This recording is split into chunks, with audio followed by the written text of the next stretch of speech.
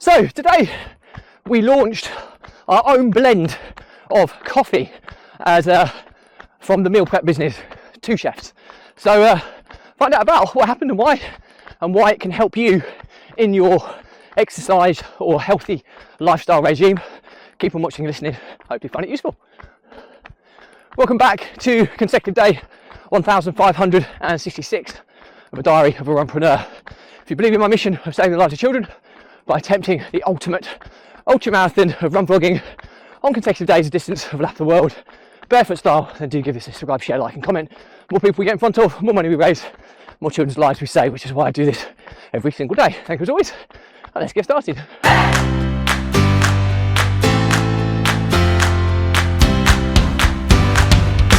So, consecutive day 1566 of a diary of a runpreneur, and today's topic is about the launch of our new exclusive blend of coffee and why it's quite an important one for the journey of our meal prep business, Two Chefs.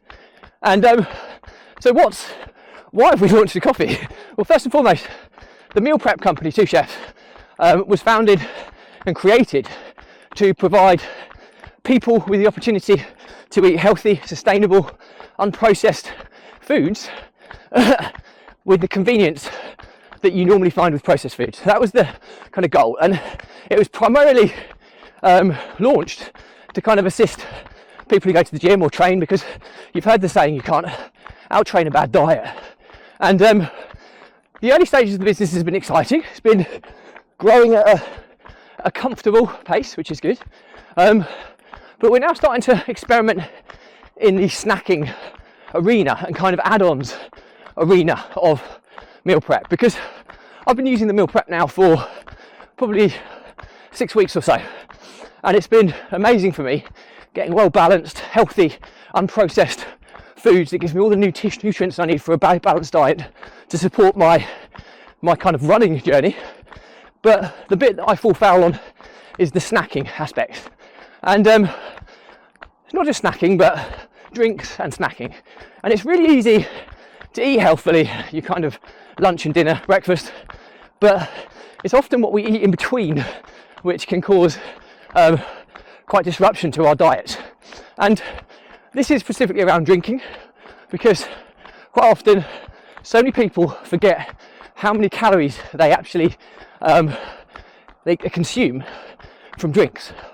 One of my mantras has always been, don't drink your calories.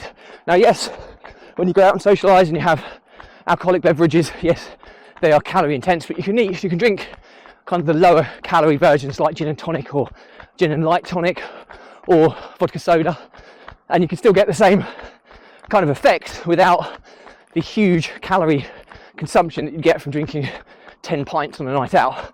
But it's normally the day-to-day stuff that gets us, just even to the level of milk in your coffee or milk in your tea. I generally drink sparkling water, black coffee or mint tea. That's kind of, I will occasionally have a cup of breakfast tea with semi-skim milk, but that will generally be it.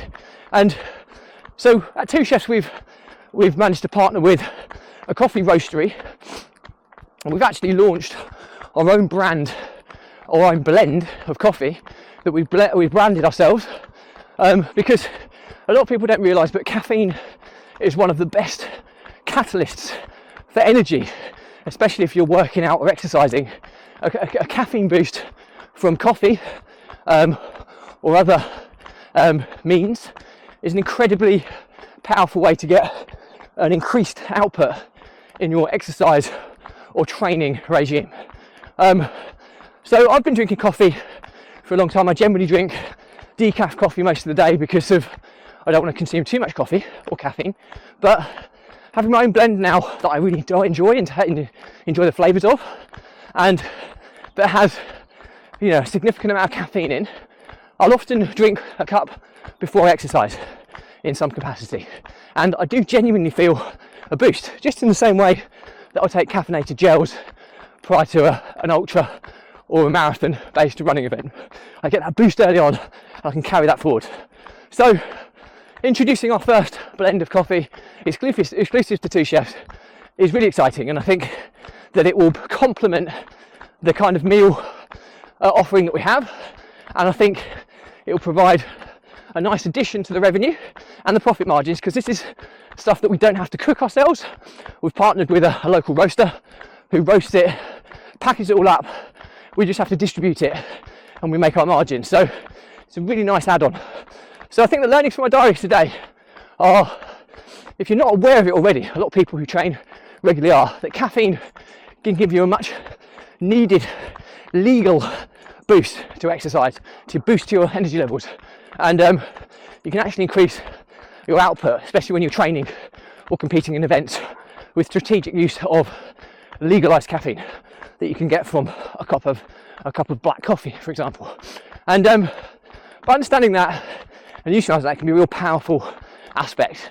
The second part, so the learnings from my diary today are simply that if you didn't already know, that caffeine is legalized caffeine is an incredibly powerful energy boost or catalyst, that when you're training or competing, it can give you a legalized edge of output in terms of your energy levels. So strategically using it, something like a cup of black coffee before going for your run or training, you can get a slight edge, which is incredibly powerful if you utilize it strategically and the compounding effects of it over the course of time. So if you're not already doing so, consider caffeine as a way to get an edge in your training or competing regime. Secondly, if you've got a business where you have a product or service and a cost of goods attached to it, meal prep business, for example, the cost of cooking the foods and blast freezing it, packaging it, labelling it, distributing it, are all cost of goods to that product, which affect your gross profit margin. By partnering with companies or products or services that can create a nice addition to your offering, in this example, the coffee roastery, we're just distributing it. So we take the order and there's no cost of goods, because there is the cost of goods because we pay the cost price of the product or service, but there's no distribution or manufacturing costs associated with it. So the gross profit margin might be smaller, but it doesn't have a massive impact on the overall gross profit margin.